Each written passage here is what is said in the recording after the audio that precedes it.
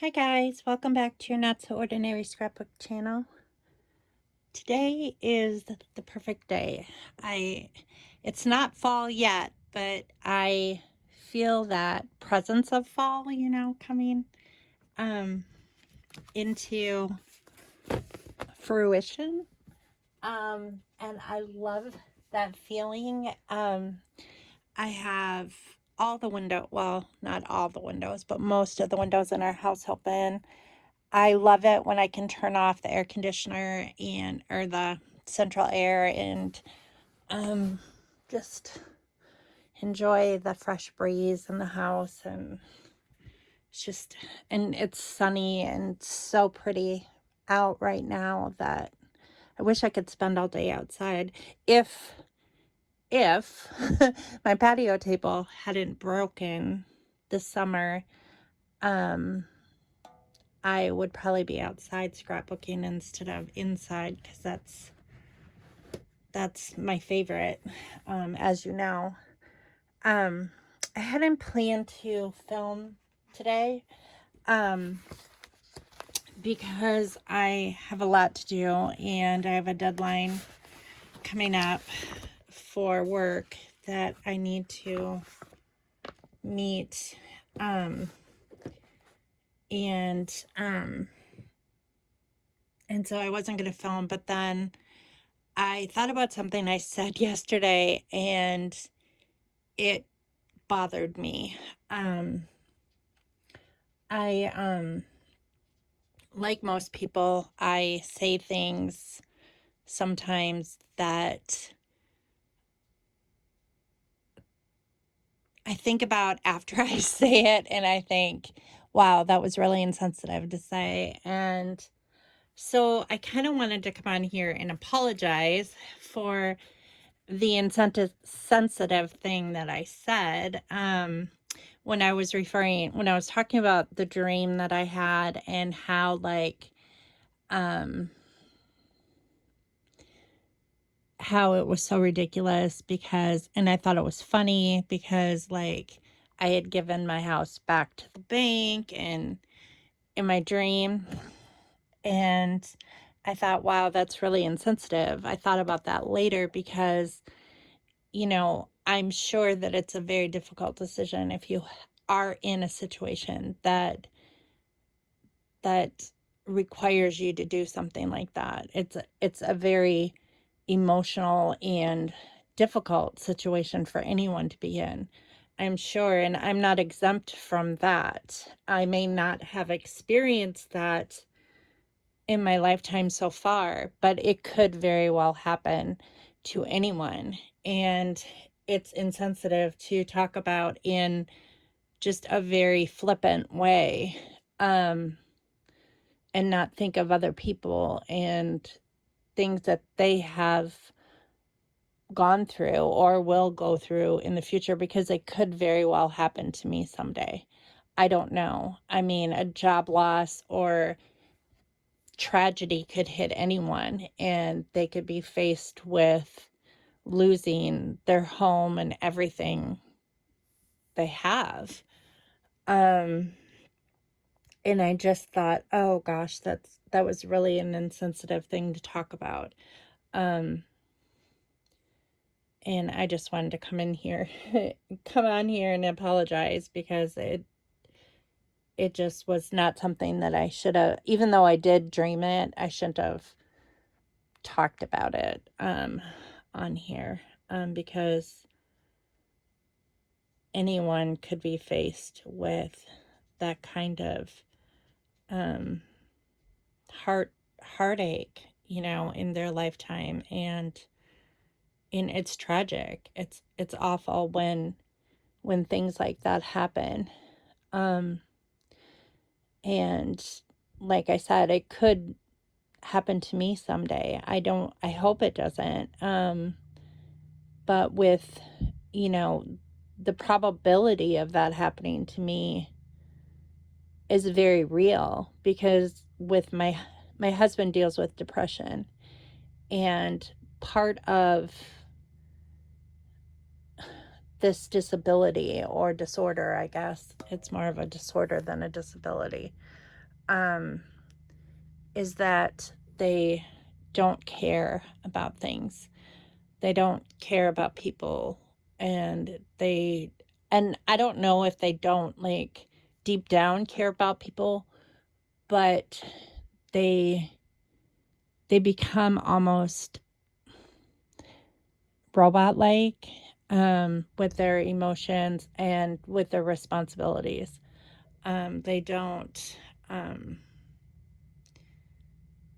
don't act like they care about people. And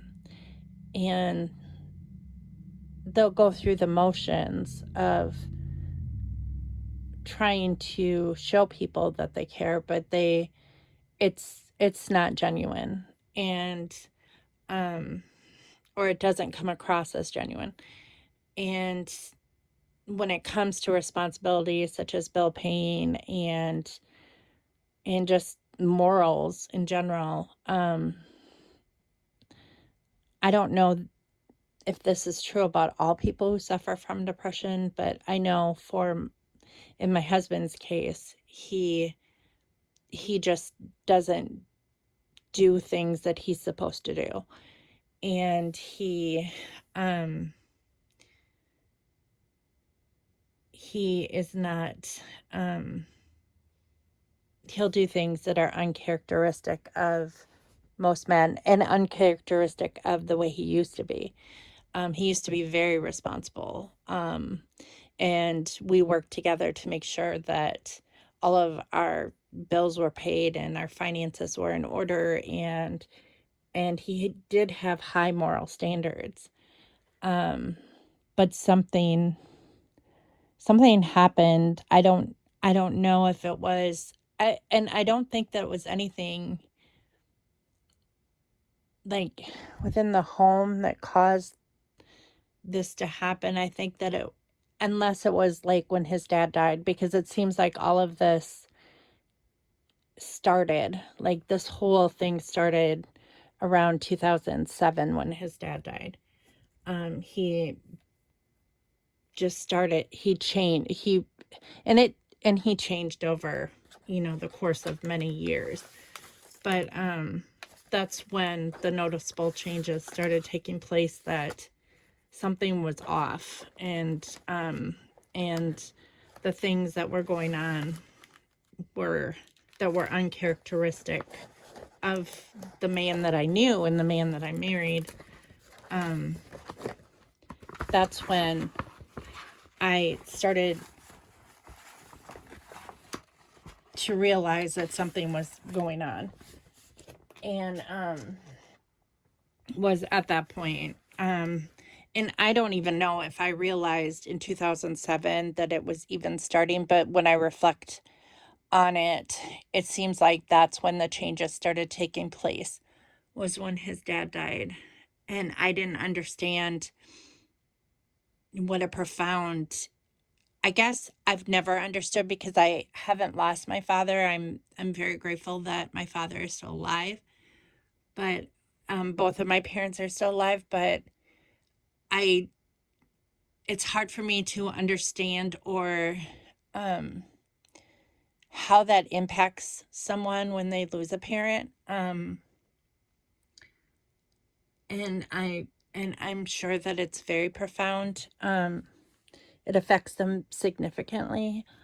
But I'm pretty sure that it did affect my husband significantly, because his entire personality changed.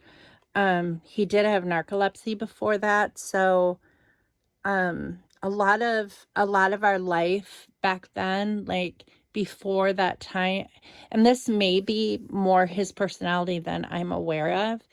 It's just that he suffered from narcolepsy the first 10 years of our marriage.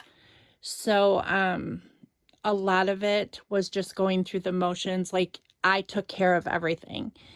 And when the doctor said that his narcolepsy was cured, that he no longer had it, or it was in remission. I guess it never goes away, but it was in remission. Then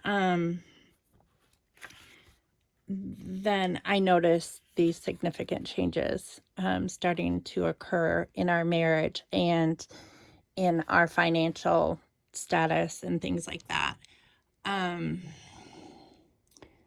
and it's difficult when someone squanders, your money, well, your family's money, because it's not one person's money. I mean, when you're married and you have kids, it's the family money.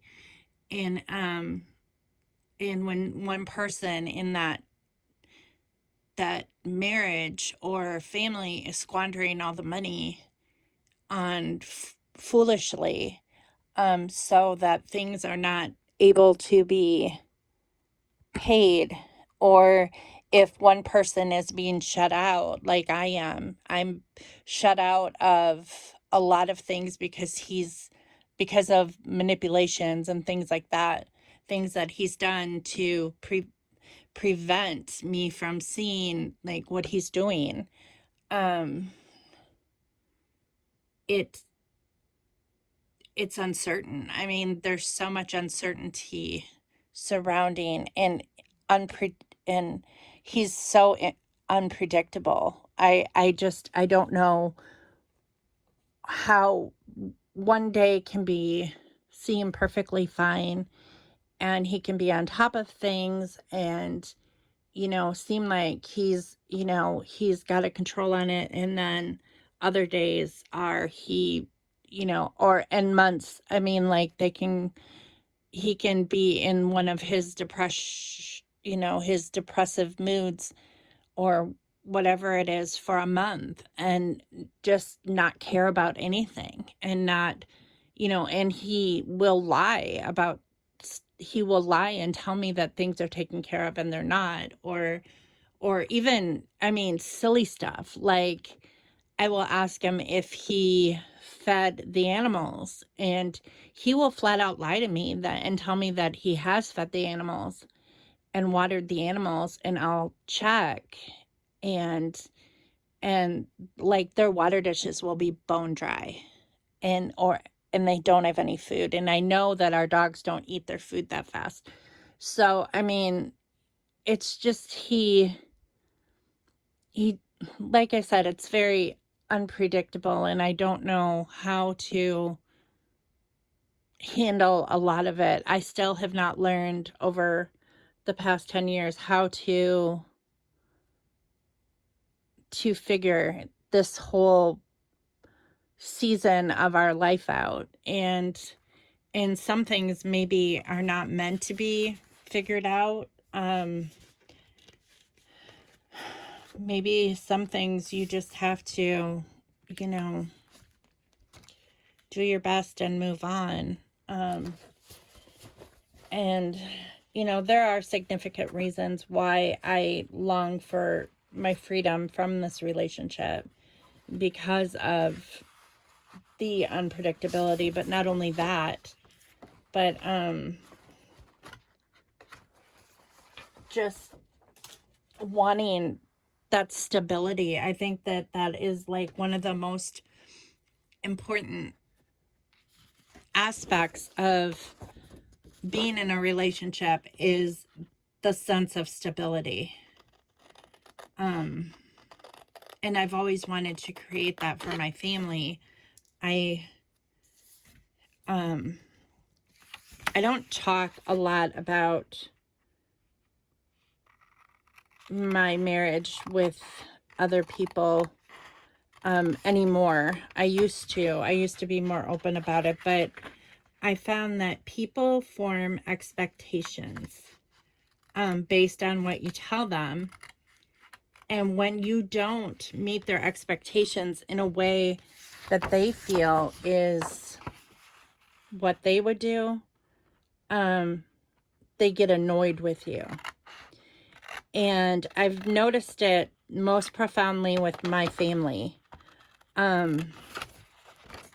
They will make snide remarks, and they will make comments that I don't know if they realize it's hurtful, but it is hurtful because it's still my family. It's still it's still, it's it's what I'm dealing with, and and it's it's difficult, and it's painful, and it's ultimately, it's my decision. It's not anybody else's decision. I'm not on anybody's timeline. I whether their expectations are not being met by my life, that's not my business. It's not. I find it very uncomfortable when people come up to me and they say, "So, what's going on with you and Scott right now?" Or "I thought you were getting a divorce. Oh, are you back together? Oh, have you decided to work things out?" Or, and I know that they mean well, and they care about me. I don't think there's any question that they care about me, but more so I think that they're interested in the drama aspect of it, of what's going on, and or they have expectations of what is socially acceptable. And I have always been a person who kind of lived outside the box anyway. I don't necessarily follow social norms. I don't think that social norms are necessarily the best thing to follow all the time. But I think that a lot of my family members do follow social norms heavily, and it bothers them when someone doesn't follow, or if they change their mind, or if they haven't. I don't know. I guess I'm trying to be too vague on a situation that maybe I should just come right out and say it, but when people ask you, and I find it kind of rude, honestly, because it's none of their business. But maybe they feel like, well, you've talked to me about it, so you made it my business. But people don't understand that things are not always black and white. Things are not always very cut and dry, and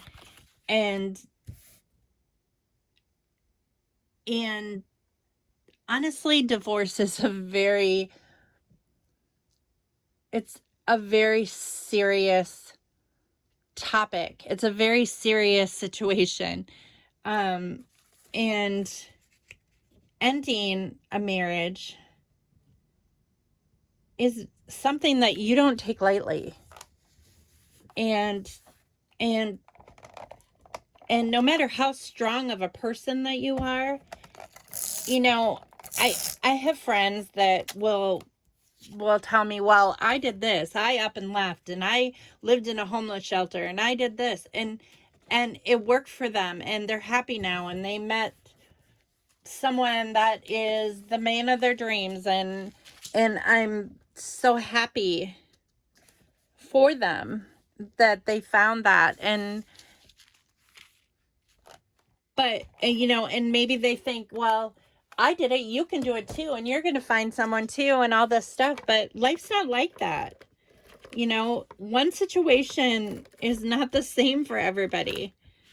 But I think that in life, people think that it is. They think that it's the same. That, oh, I did it, you can do it. And honestly, I have worked too hard to build what I have. I have worked too hard to build my family, to build the trust that we have with each other, the relationships that we have, and this unity that we have together between my kids my kids and grandkids are the most important thing in my life. And if ripping apart my family, even though it would be better for me, and it would be it would be less stressful for me for sure. But I can't just think about myself.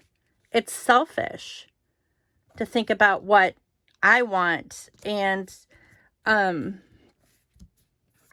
it may also be what I need to do to be free of this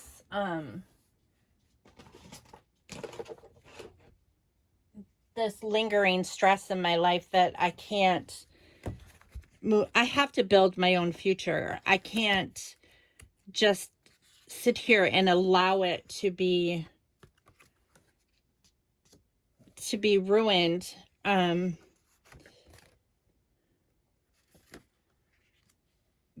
because of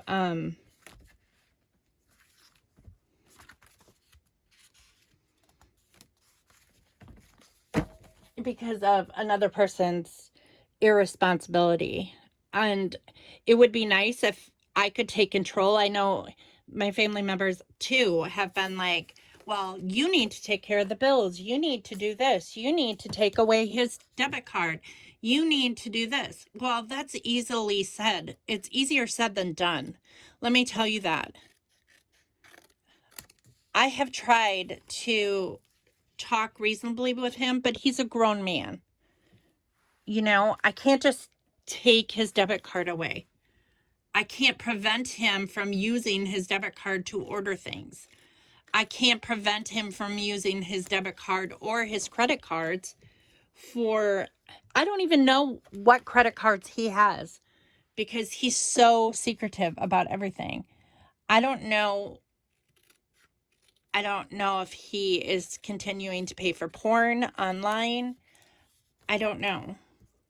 But all that comes out of the family money. And you can't reason with someone who doesn't care. And people don't seem to understand that. They think, well, you should do this or you should do that. And it's like, life is not like that.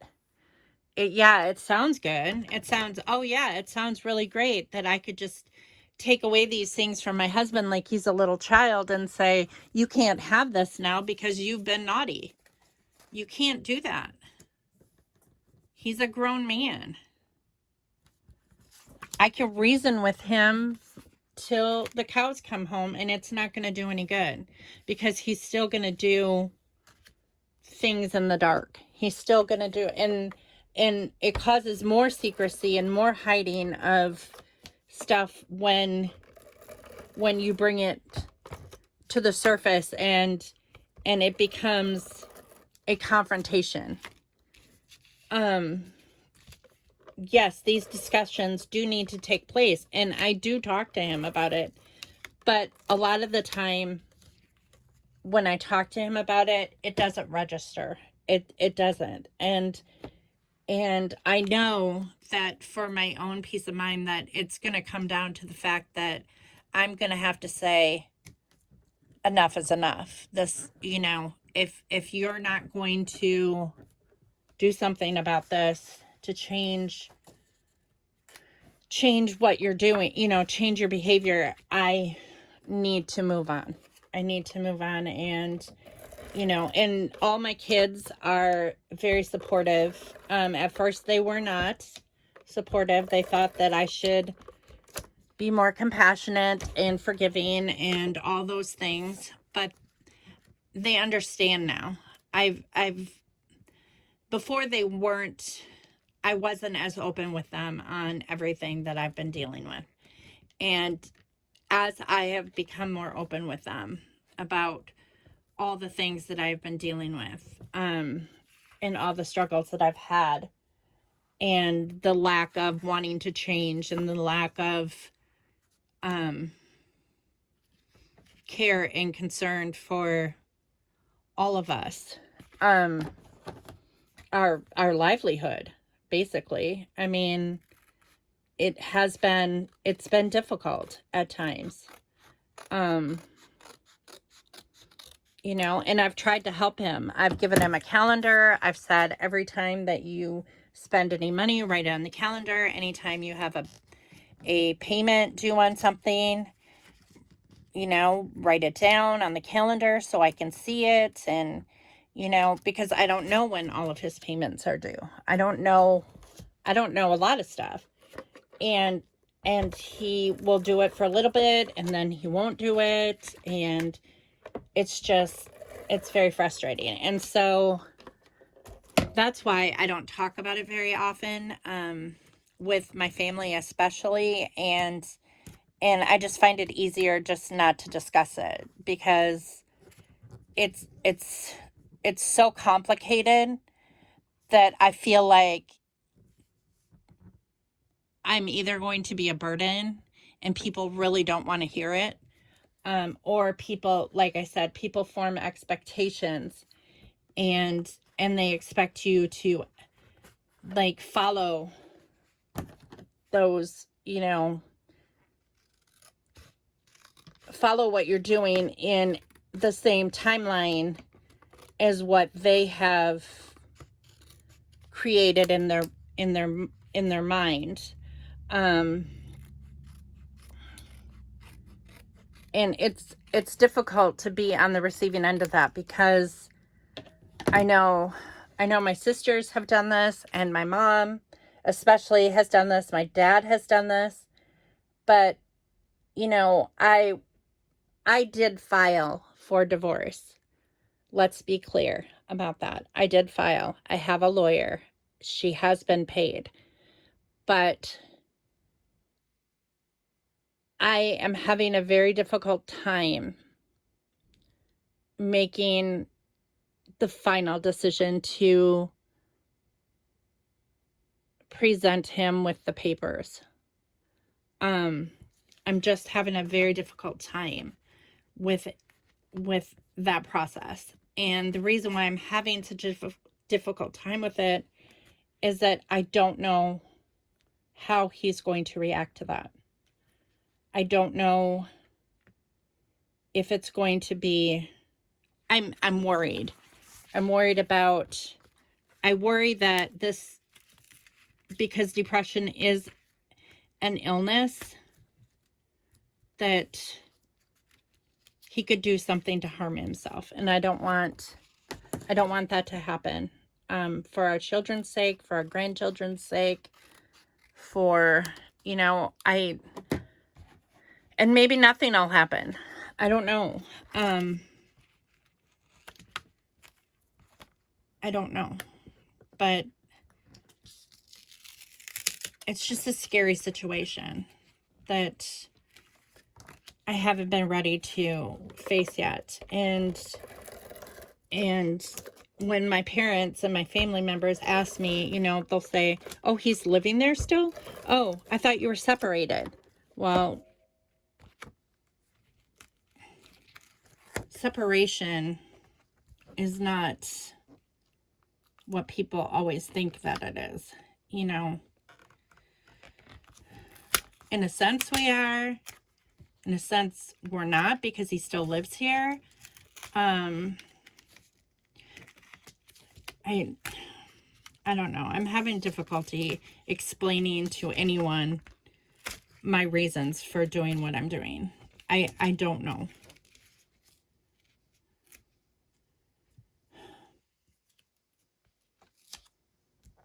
If he's sick, I want to give him as many chances as I can, yet in a way, a part of me, and everyone sees this but me, I'm being used. And I know I'm being used, but I also know him. I know who he was before, and it's really difficult to imagine him using me that way. Even though he's proven to me that he has used me, it's still very difficult for me to accept that. And it's something that I have to accept. It's not something that anybody else can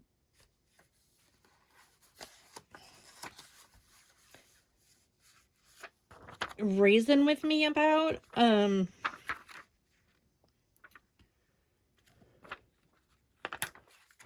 It's just, I don't know. I don't know why I'm going on and on about this, because I was going to just make this very short and sweet. But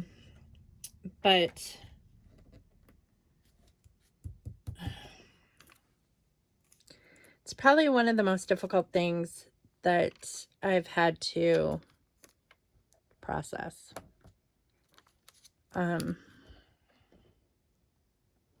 Because he has been a good dad. And aside from the frustrations that he's caused us in our marriage and all the things that he has done because of his depression,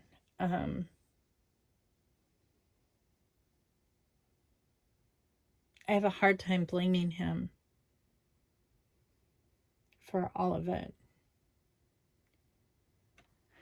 I don't know. Until I met other people who suffer from depression, and I did, and I understand a lot more of why he does the things that he does. People who suffer from depression just, sometimes they don't care. I've had friends that were diabetic who suffer from depression, and they don't care about taking their insulin. They get to a point where they don't care about taking care of themselves at all.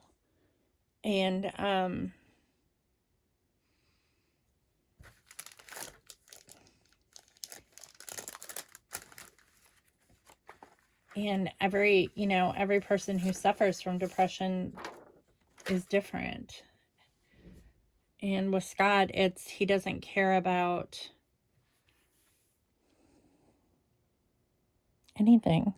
He just wants to sit at the table and drink coffee and look at his phone. It seems like he goes to work. I mean, he's responsible. He doesn't ever call off from work or anything like that. But he will stick to a routine.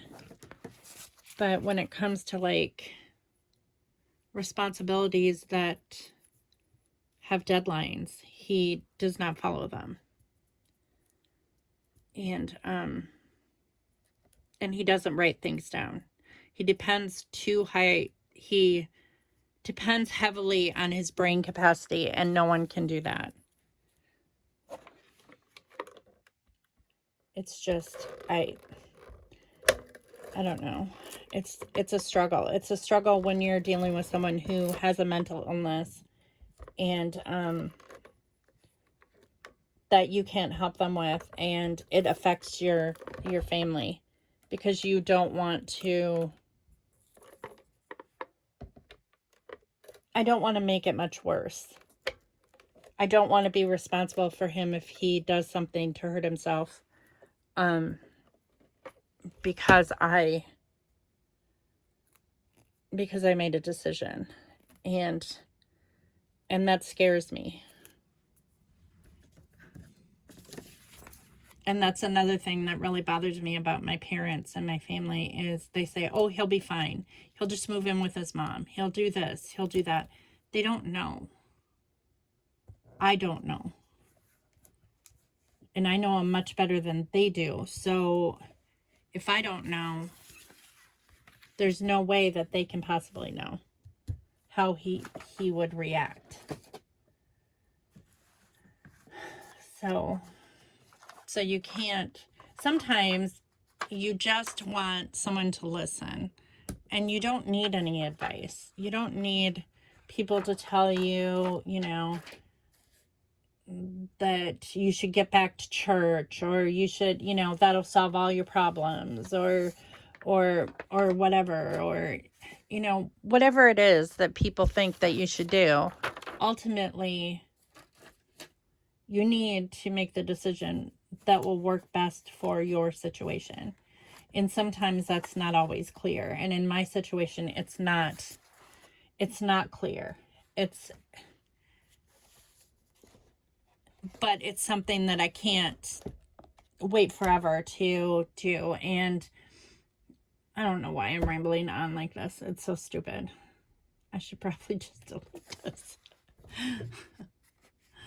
I don't know. I try to explain myself and then it just takes forever to explain myself when I really don't need to explain myself at all because no one really cares. I mean, it's not that, like, I don't know. I don't know. Maybe sometimes I feel like I can talk my way through it um, or talk my way, like, into making a decision. Um,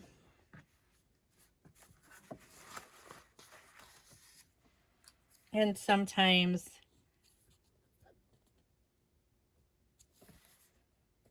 I just end up in worse of a standstill. And that's kind of where I am right now. I'm just like, you know, what I'm doing, I don't really like to let people know what my plan is. Just because if it doesn't happen, then like people are like, well, I thought that, it's a whole expectation thing again. Well, I thought you were doing this, or I thought you were doing that, or whatever. And it's like, I am a human being. I can change my mind, or it's my life. I can pretty much make decisions on my own and do what I want to do. I don't need someone to sit there and tell me, that I need to follow my first idea because, it's everybody, changes their mind sometimes. Once they do the research and they realize that, okay, that wasn't a good idea or that's not feasible or whatever it is, everyone does that. If you don't, then you have a problem. So,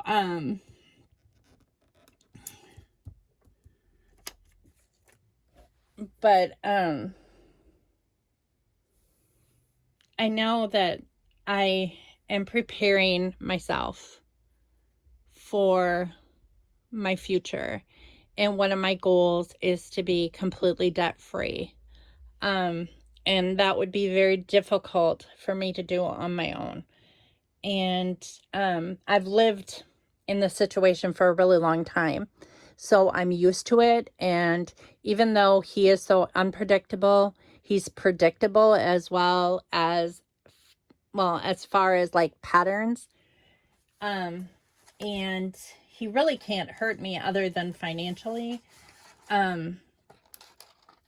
Because what's he gonna do? I mean, he's not gonna, he's not gonna physically hurt me. Emotionally, he's hurt me so much that it's practically dead anyway, so it doesn't even matter. He's still fun to be around. I mean, I still enjoy his company. I still talk to him. I still, we talk about things. And I still bring up important things to him. But he still hides a lot of things as well. So, I mean, it's not, and he's dishonest a lot, but we talk about TV programs and, things that he's comfortable, things that are lighthearted, mainly is what we talk about.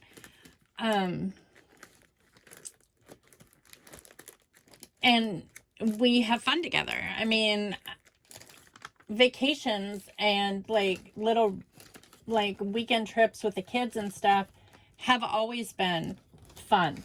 Like we've never experienced any we've never experienced any difficulty, like in communication or like he's not mean. So we don't, like when we go somewhere, we have a good time. We have a good time together. And that also makes the situation hard is because when you have a good time with someone, you feel a sense that you will miss that, you know. I like going places with him. He's fun on vacation.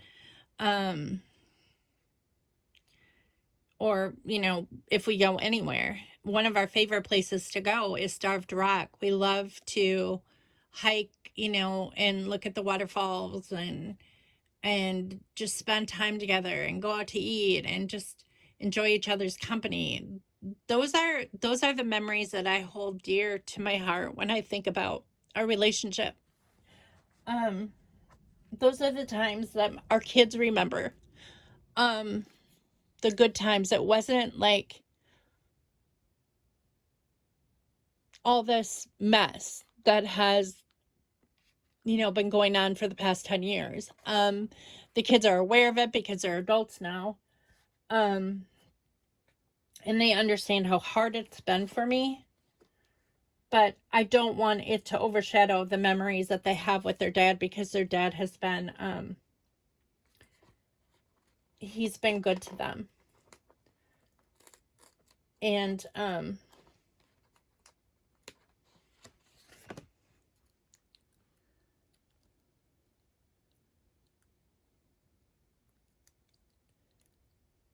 I just I don't ever want anyone to assume that just because he has done things that he shouldn't to me, that he has not been a good dad. Because he's always been a very kind-hearted, and loving father. In fact, I've been more of a disciplinarian than he has. He's always been kind of like this buddy, big kid type, like have fun and, and, and the kids can relate to him, and they've always been able to talk to him. And even now, like, I don't know really how much guidance he's provided the kids as far as like advice, because usually he just tells them to come to me for advice. But when it comes to like, I'm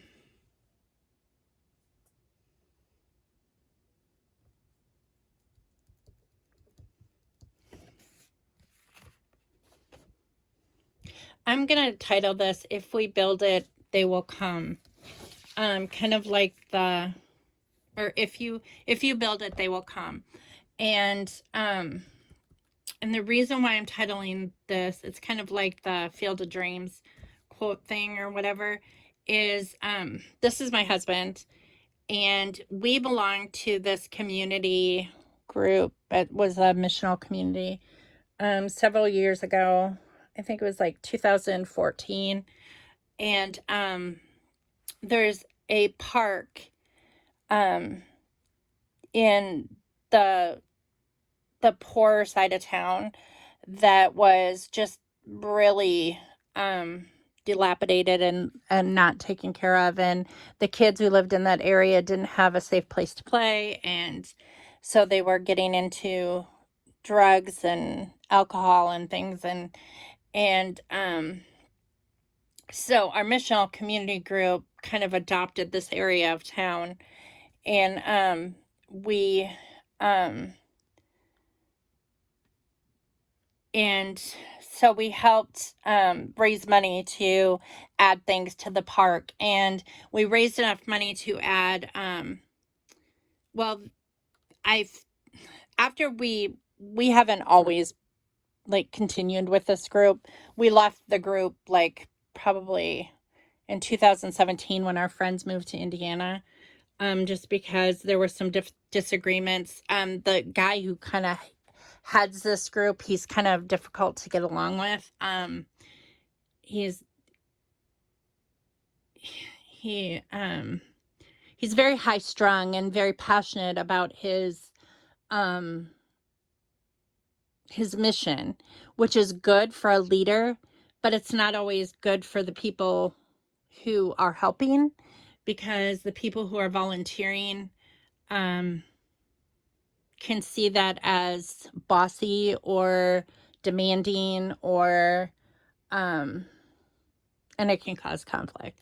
And because of the conflict, we decided that the group was no longer a fit for us. And so we decided that we were going to move on from that group. But here, we had all raised money to, we had all pitched in to raise money to put a basketball hoop, in this park anyway.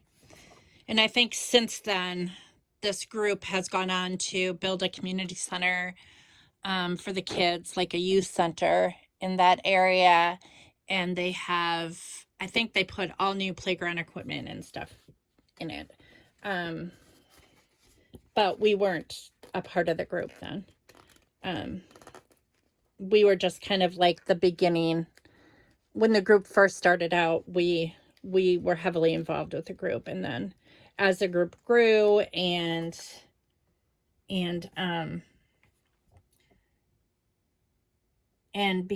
became more well known, we moved on from it.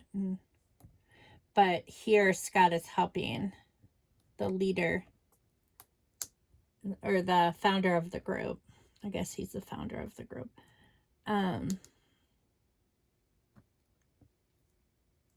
Put in the basketball hoop. So I thought that was a good quote to use, because that was kind of our part of our mission, was to build, put in, raise money to,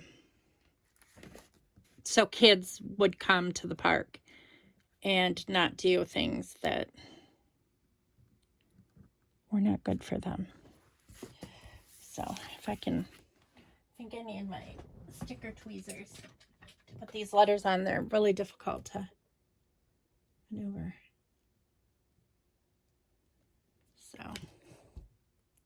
So as you can see in this picture, Scott is, I just ripped it again.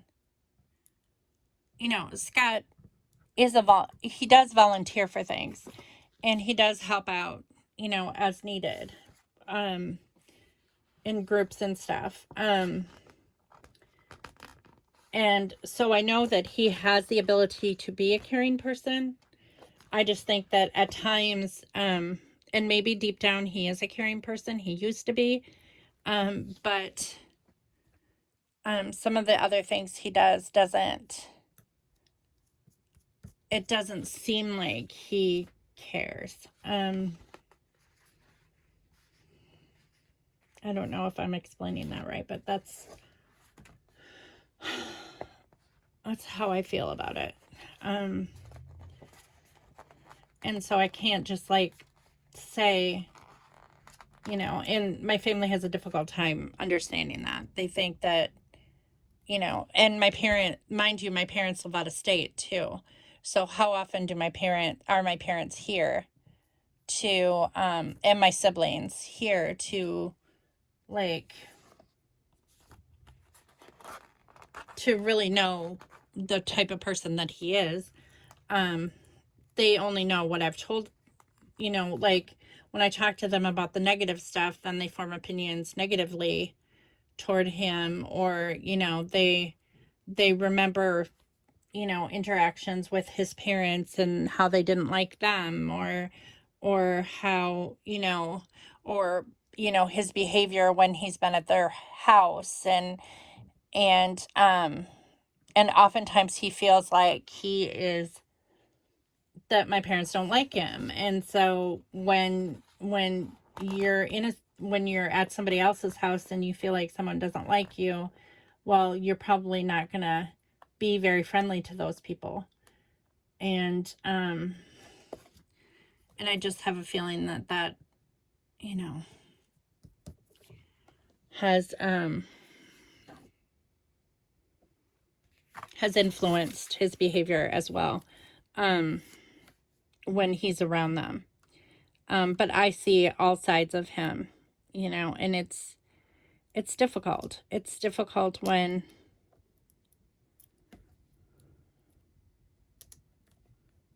when you want to believe in someone. And, you know, but then there's also that period where, am I being a fool? You know, and I don't like that either. You know, because I know that all people can be manipulative, and all people can be, you know, we all have tendencies to protect ourselves in certain ways, and it's human nature to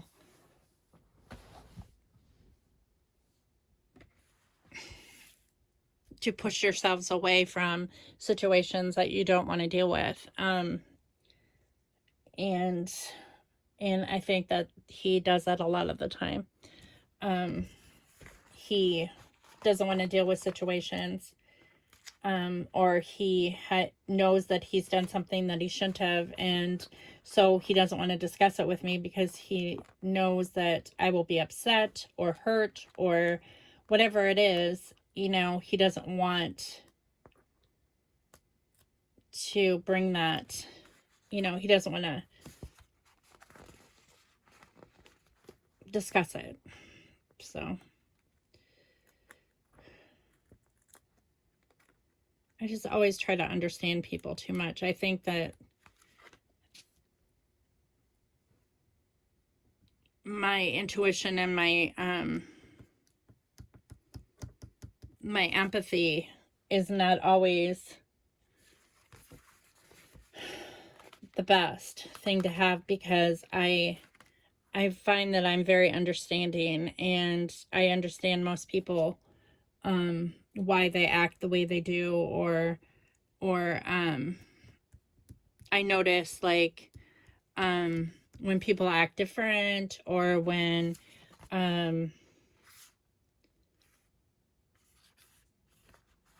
people, I need to make a T because there's no T. There's a capital T. I could just, these letters, I don't know if I should have chose these letters because they are so curly that they're almost hard to read. Yeah, I don't know. I think I might switch this whole thing if I can do it without ripping. I mean, I could just take off the I and then use like other black letters. You know, we could keep the build there, and then we'll switch to a different letter sticker because this is not working for me at all. It's just too curly, it's hard to read, and let's see here. Where are other black letters?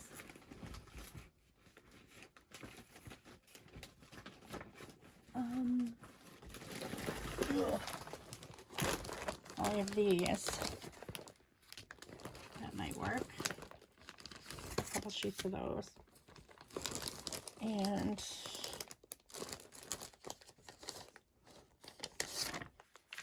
maybe that.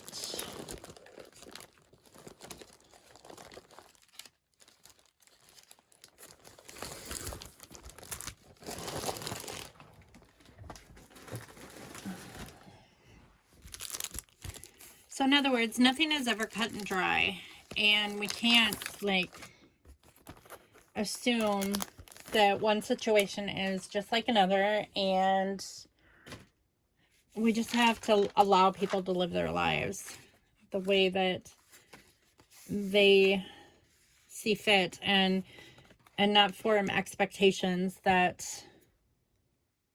do not, you know, jive with what they're, you know, whatever their plans are. Because ultimately, it's our own choices in life that we have to live with.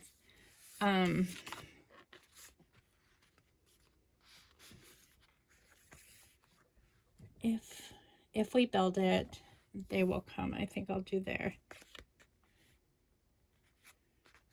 So I think I'm going to do this one. We.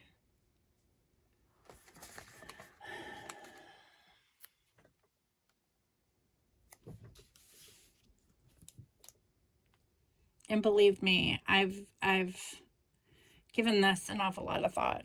I think about it all the time. You know, but I also know that I'm too old to leave and start over on my own without some forethought and planning. And it would just be much easier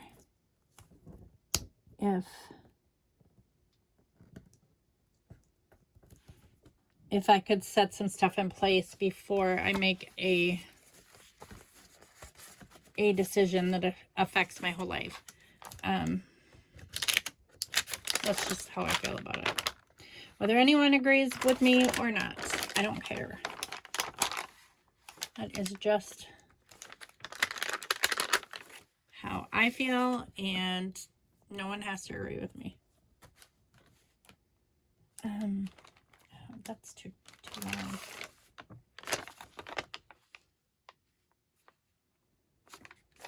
I think I'm just going to use if this.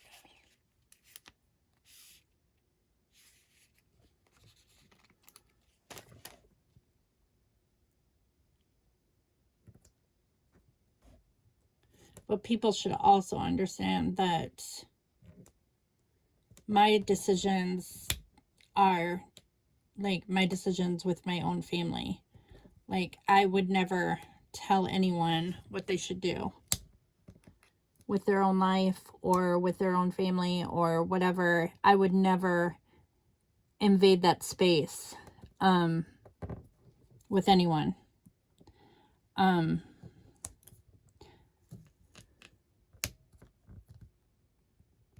would never cross that boundary because I don't think it's my place. And that's why I don't discuss things with people that are sensitive unless they want to talk about it. Like my friend Michelle, whose husband committed suicide last year, I've been very, very careful and very gentle with her. That when I've been around her, I have not brought it up at all, unless she brings it up. You know, I just enjoy her company, and I don't pry because it's not my place. It's still very raw, and I don't think it's right. Or friends that have gotten a divorce or friends who have lost a child. It's not my place to say something to them or bring it up and make them feel bad. If they want to talk about it, then that's one thing. But I hate it when other people assume things. It really bothers me. Really. Assumptions really bother me. Because most often they're not true. They put they right there.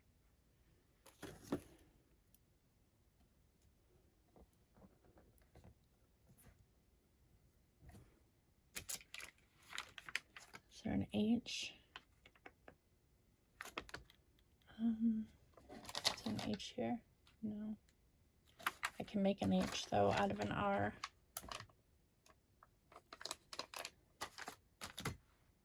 Oh, there's an H. I can do an H. I just gotta cut it off of another word.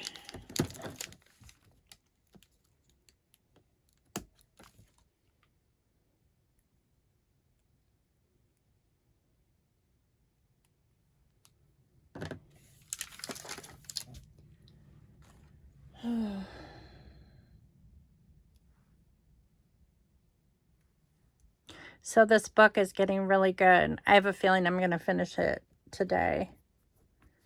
it did come to like a climax. I but I'm pretty sure I'm going to finish it today. I think I only have a couple chapters left. And it's getting good. That's all I'm going to say. It started out pretty slow for me, but it is getting good. They will say W.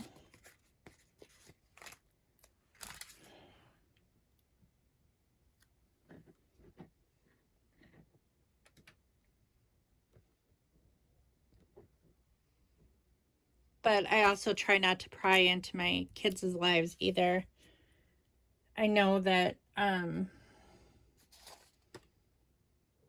and Yessie probably have their own issues that they deal with, that if they want to discuss it with me, that's up to them. Everybody kind of does. They have their own, anytime you're married or you have a close relationship with someone. I worry about Hunter somewhat, though, because he's so young. He's so young to have been thrown into life like this. It scares me somewhat, and I feel bad for him because I know that so many times, he's responsible for his daughter. He's responsible for this little foster baby. He's raising a child with, a disability that will only get bigger as, he grows older. And it's a lot to take on. And he needs to make sure that this is what he wants. I love Jordan. I think that she is precious, and I love those kids so much. But I also, as a mother, I see how hard it is for a young man of 21 who just turned 21 to be thrown into a life that is a very challenging one. It's very challenging and very and it will continue to be challenging.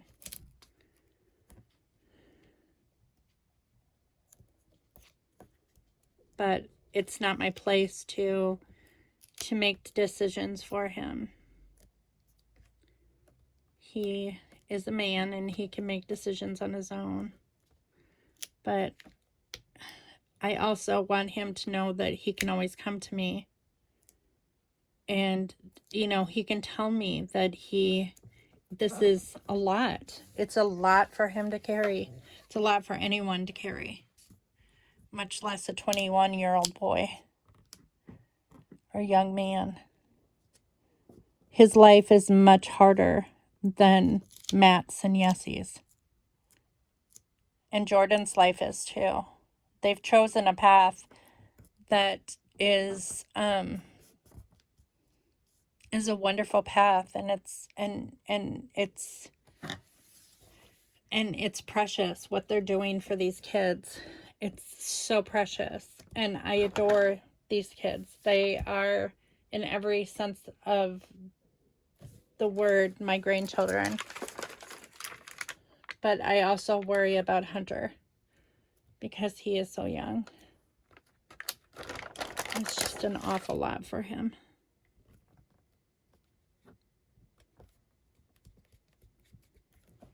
But it's also taught him responsibility. He's not going out drinking, with his buddies. He's not, he doesn't smoke, he doesn't drink, he doesn't do drugs, he doesn't, he's not hooking up with a bunch of women,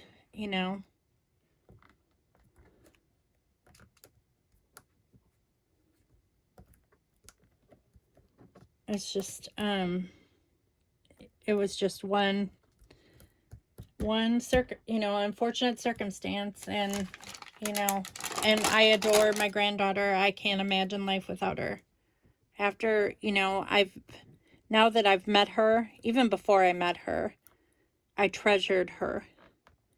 Just thinking that I had a grandchild, because I've waited my whole life for that.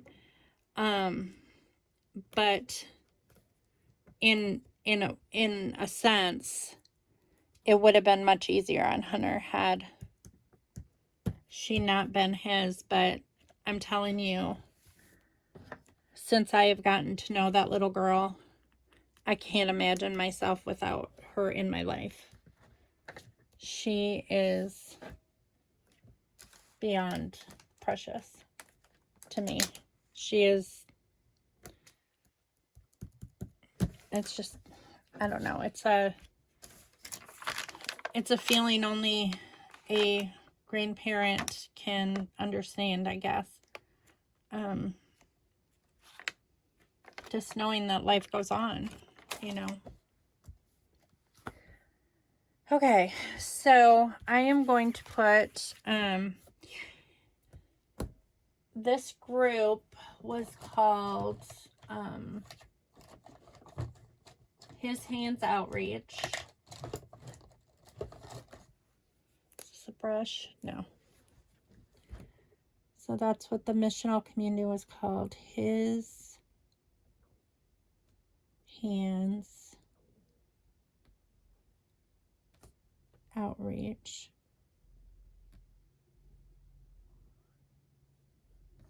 And I can't remember the name of this park.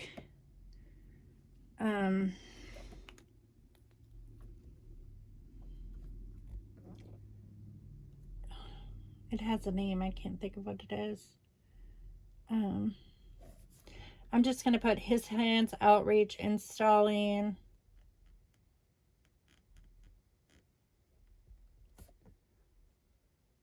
the basketball hoop.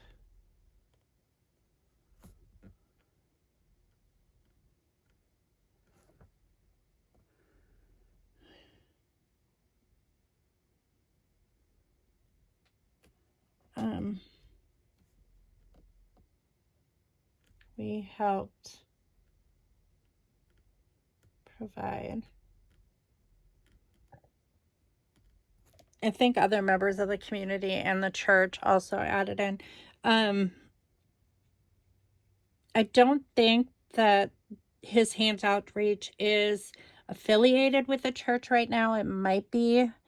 But I know that the couple that is in charge of it, I know that they've floated around to different churches. So I don't even know if they go to that church anymore, but from what I understand,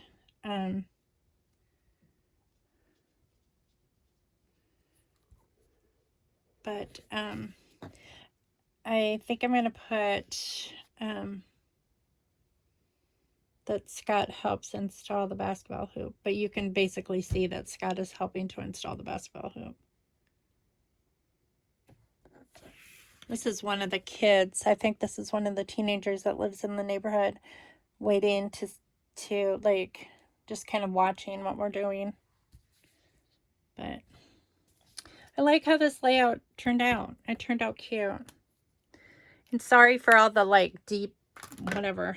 I'm always apologizing. I need to stop apologizing, because everybody says the wrong thing and does the wrong thing, and I'm inevitably going to do that as a YouTube channel. I'm going to say things that not everyone is going to agree with. I'm going to say things that are probably more personal than people want to know about my life. And I understand that. And I just want my content to be real. I think that there's a lot of, when I watch YouTube videos, I get turned off by people who are fake and who live fake lives, and who just, those are the ones that you see, and they, you watch them for a while, and it seems like their life is perfect, and all of a sudden they're building a brand new house, off of YouTube, money, and that's well and good. And I'm glad that they're successful with YouTube, but then shortly after that they're getting a divorce, and you think, well, what happened? They seem so happy, or and then all this garbage comes out about them that like that you didn't know before. And I just figure I would rather the garbage come out from my mouth than from somebody else. And I'm not a very big channel, so not a lot of people watch my channel, and I don't think that that would happen to me, because I don't even consider myself a YouTuber. This is just a fun thing that I do. So I can share my craft. Um, but I just always want to be real. I don't want to be I don't want to present myself that I have this perfect life and that I, have no problems at all, or no, and everybody has problems. Every marriage has difficulties. Every family has some sort of disability or disorder that they're dealing with. All of us are imperfect, and I just feel like the more that we talk about it, and the more that we make people aware that perfection is not attainable, that authenticity can make its way through, and we can actually become better people for it. That's my hope anyway. But so I'm done with this layout. I made this, by the way, this little truck, the shaker box. I made this for a swap before Hunter was born. So I must have made it, I think I was pregnant with him actually when I made this. In 2000, I made this shaker box for a swap. It was back when people were doing scrapbooking swaps. And this was the shaker box was my assignment or whatever, for the swap. And so I had to make 10 of these, and then I mailed it to the moderator, and then she sent, we each got one thing back that was theme based. This one was construction. And I never used it. It's been in my stash ever since. And this just seemed really perfect for this layout because there's dirt, and they're building, or they're, putting up a basketball hoop. So it turned out really good, and I got to use a lot of pieces from my very last page kit. So that makes me happy. And overall I like how it turned out. I got to use a lot of letters that needed to be used up. Like I said, I wasn't really super happy with these letters. I didn't think that it went really well with the layout, but it turned out okay. I'm happy with it. So, my next videos, I don't know when I'm going to film these. Because like I said, I have to work later tonight. I have a project that's due for my job, and, I have some household things that I need to get done, but, soon, I promise you this, I am going to do some things on my channel that are not necessarily scrapbook related. So you can look forward to that. I am going to make my own candles. Or revamp some of the candles that I have. And I hadn't planned initially something that I do to save money. Instead of buying new candles, I refill the jars that I have, the candle jars that I have.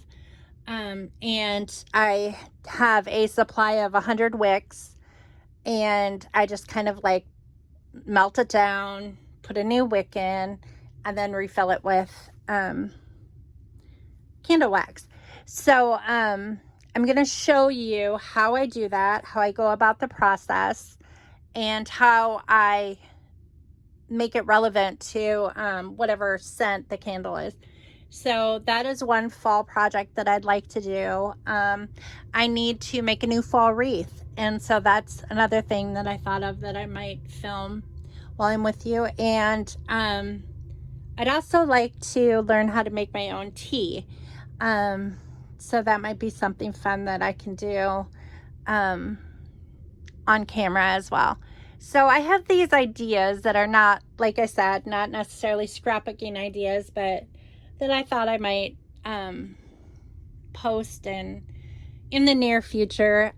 Like I said, I'm not sure when. I'll have to gather the supplies and